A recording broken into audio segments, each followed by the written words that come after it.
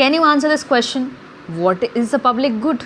Can you answer what is not a public good? If you don't know, let's come with me and understand a new concept.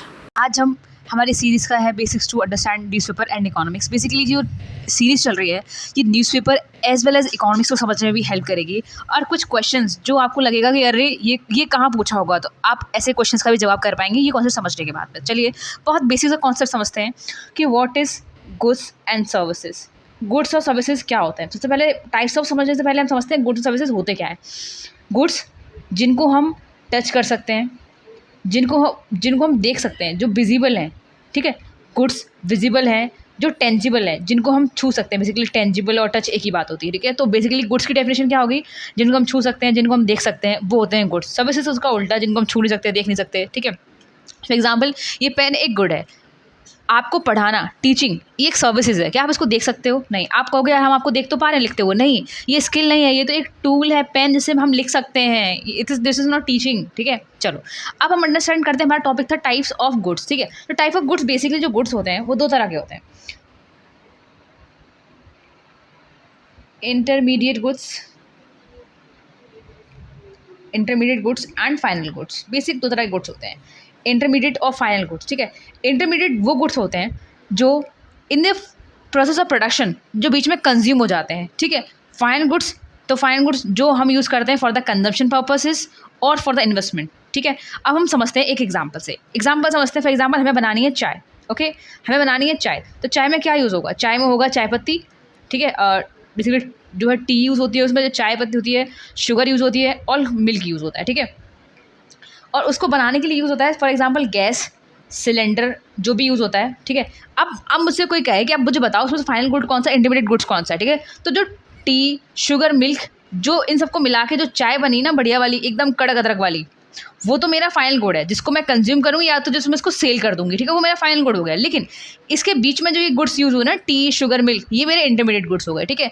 अब final good की बात करती हूँ, ये gas और cylinder है ना, ये मेरे बिजनेस में लगे हुए हैं, ये मेरा फाइनल गुड है। इनको मैं यूज़ करके बना रही हूँ, इनको यूज़ करके मैं चाय बना रही हूँ, ठीक है। तो ये मेरे क्या हो गए? फाइनल गुड्स हो गए। एक एग्जाम्पल यहाँ पर समझते हैं, कंजम्पशन और इन्वेस्टमेंट। अब फॉर एग्जाम्पल जो कंजम्पशन गुड्स होते हैं ना, फाइनल गुड्स जिसे आप और मैं जो अपने पर्सनल यूज़ के लिए यूज़ करते हैं, हम और आप फाइनल गुड्स को कंज्यूम करते हैं। और जो बिजनेस होता है वो इन्वेस्ट करता है फाइनल गुड्स को, ठीक है। बिजनेस क्या करता है? इनको इन्वेस्ट करता है, ठीक है। अब एक एग्जाम, कंज्यूमर गुड्स भी दो तरह के होते हैं, एक होते हैं ड्यूरेबल और एक होते हैं नॉन ड्यूरेबल। ड्यूरेबल का मतलब ये तो बहुत बेसिक सा है। ड्यूरेबल मतलब जो बेसिकली 2 या से 3 साल चल जाए, वो होते हैं ड्यूरेबल। जो नहीं चल पाते, जैसे ड्यूरेबल का एग्जाम्पल हो गया टीवी है, फ्रिज है, ठीक है। टीवी, फ्रिज, बाइसिकल, जो ड्यूरेबल का एग्जाम्पल है। नॉन ड्यूरेबल फॉर एग्जाम्पल आपने पराठा बनाया, पराठा अभी बनाया, शाम को खा लो, सुबह खा लो, उससे ज़्यादा पराठा नहीं चल सकता, ठीक है। तो ये हो गया हमारे नॉन ड्यूरेबल गुड्स, ठीक है। अब इसमें कोई डाउट नहीं होगा। और हाँ, एक चीज़ बेसिक सा, एक बहुत बढ़िया सा कॉन्सेप्ट मैं है ना उसको हाईलाइट करके बताना चाहूँगी आपको। जो हमारी जीडीपी जब हम कैलकुलेट करते हैं ना, जीडीपी, जो इंटरमीडिएट गुड्स होते हैं they are not calculated in the GDP. ये है ना 1 बिलियन का सवाल है कि intermediate goods are not calculated in the GDP, बल्कि जो फाइनल गुड्स होते हैं they are the part of GDP, ठीक है। ये डॉलर क्वेश्चन है, इसको याद रखेंगे।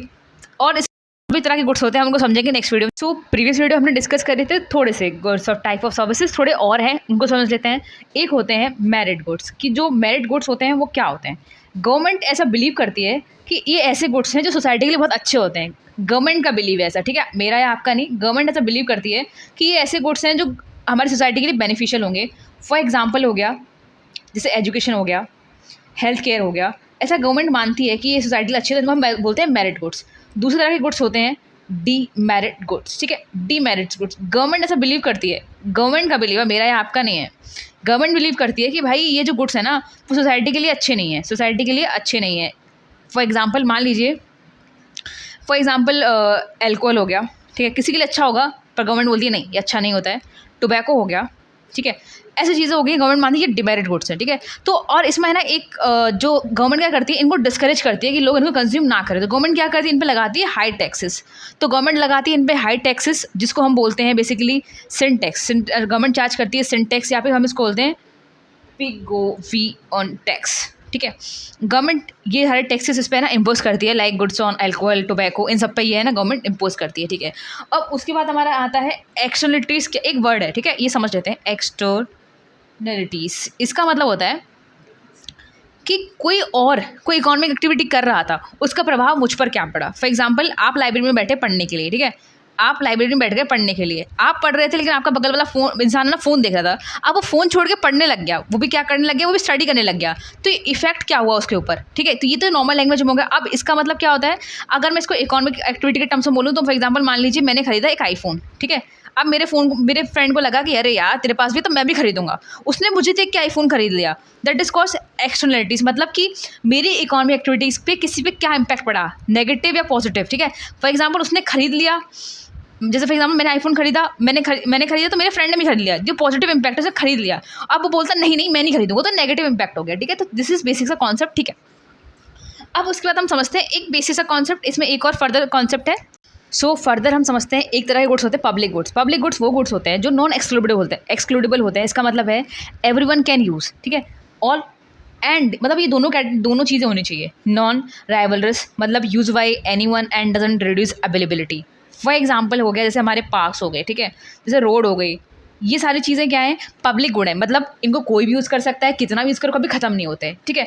अब अगर मैं बात करूँ कि पब्लिक गुड जो है, प्राइवेट गुड्स कौन से होते हैं, प्राइवेट गुड, ठीक है।